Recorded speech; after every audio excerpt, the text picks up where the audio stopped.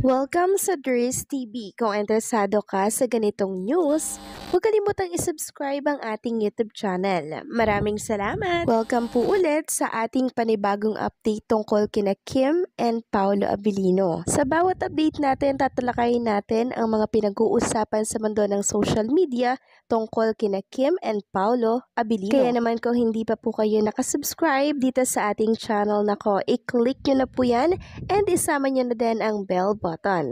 So ayun, welcome back again sa ating YouTube channel mga kakimpaw. So for tonight's video, ang pag-uusapan natin ay tungkol sa mga importanteng ganap kina Kim and syempre kay Paolo Abilino. Pero bago po ang lahat, maraming salamat sa inyong patuloy na pagsuporta at pagsubaybay sa mga daily update natin. Kaya naman bilang pasasalamat, narito po ang mga napili kong komento patungkol sa naging previous update. Unang komento mula po ito kay Ginang Bernadette Quirino. Sabi niya, Misters, I love Kim Pao Forever Wonderful Couple Match. Ang nagbibigay ng saya sa ating basta ako, masayang masaya ako sa ating Kim Pao.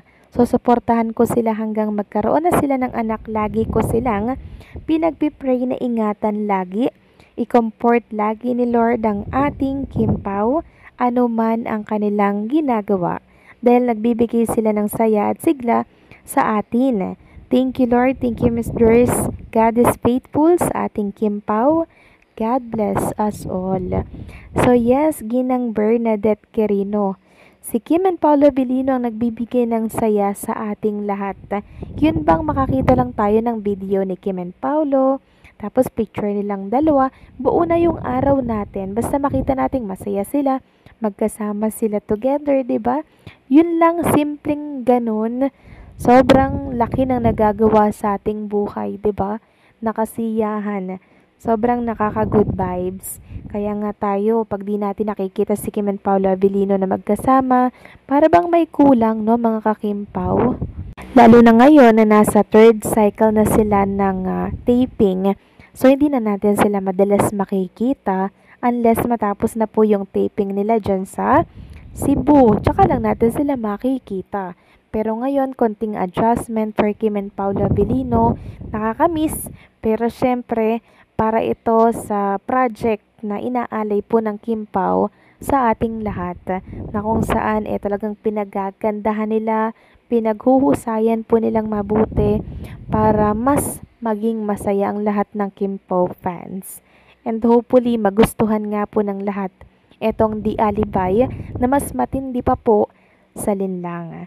So maraming salamat sa komento, Ginang Bernadette. God bless and mabuhay kayo. At ang pangalawang komento naman mula po kay Horizon. Sabi niya, Dries, may nabasa ako sa FB na hindi raw niligawan ni Paolo si Kim at wala planong ligawan. Sikat lang daw kasi si Kim kaya patuloy si Paolo magpakita ng sweetness kay Kim. Nahiya raw si Paolo sa relasyon nila ni Kim, nasaktan at nagalit ako kaya sinagot ko kung sinabi ba ni Paolo sa kanya na hindi niligawan ni Paolo si Kim at nahihiya sa relasyon nila.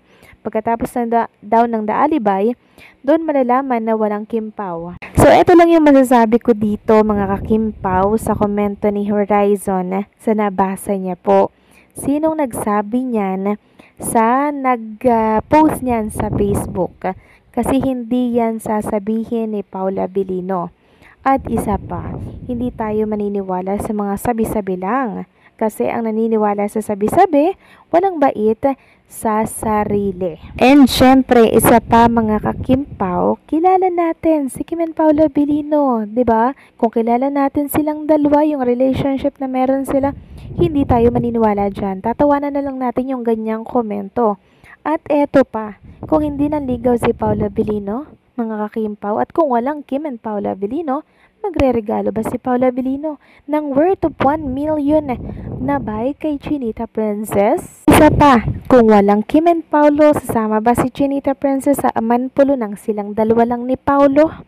Pangatlo, aalagaan ba ni Chinita Princess si Paolo kung walang sila? Mag-a-adjust ba si Kim Chu ng mga pagkain niya for Paolo Abilino kung walang sila? So, ilan lamang yan sa mga patunay na si Kim and Paolo Abilino ay may relasyon. So ngayon, yung nagsabing hindi daw niligawan ni Paulo si Kim Cho at malalaman daw pagkatapos ng di-alibay ang totoong status nila, well, tingnan natin kung mangyayari yan. Kasi napakalinaw mga kakimpaw na hindi naman talaga totoo itong nabasa po ni Horizon. Kasi kilos pa lang ni Kim and Paulo Abilino, basang-basa natin na merong something sa kanila. Kaya huwag kayo maniniwala mga kakimpo sa mga nababasa po ninyo. Okay? So, maraming salamat sa pagpaparating ng komento na to dahil nalinaw ko sa channel natin ang tungkol dito. Kasi marami ding nagtatag sa akin nasagutin ko daw ang tungkol dito. So, ayan, sinagot ko na at sana ay lahat nabunutan ng tinik tungkol dyan. Okay?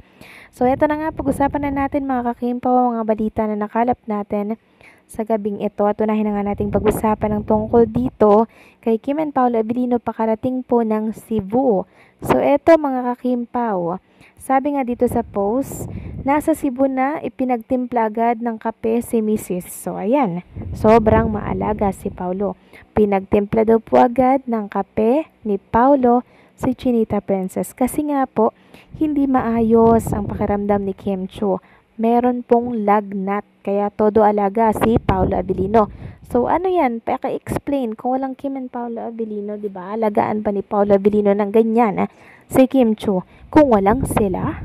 So ako po mga kakimpaw, araw-araw ko pong pinapaintindi, araw-araw ko pong inuulit-ulit yung tungkol sa relationship ni Kim and Paulo Abilino.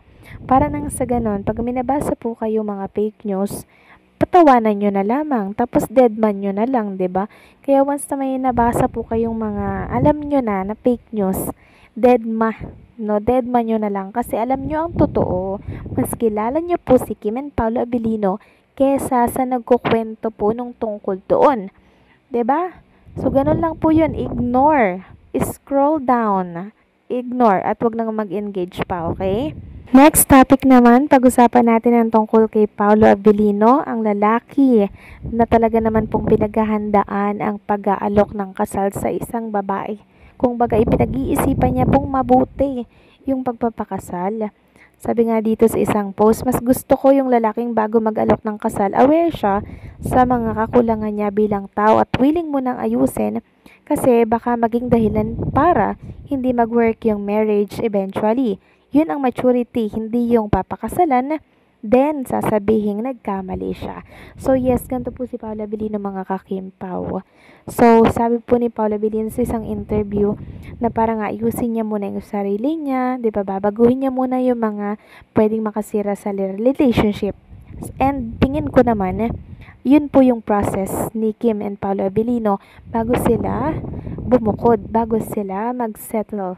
Diba? So, yun siguro yun. So, hanggat di po ayos si Paulo Abilino, syempre, hindi mo na siya mag-aalok ng kasal. Kaya, maturity na matatawag yun, mga kakimpaw. Tama itong ginagawa ni Paulo Abilino para mas mag-work ang relationship nila ni Chinita Princess. So, anong say niya dito, mga kakimpaw? Please comment down below.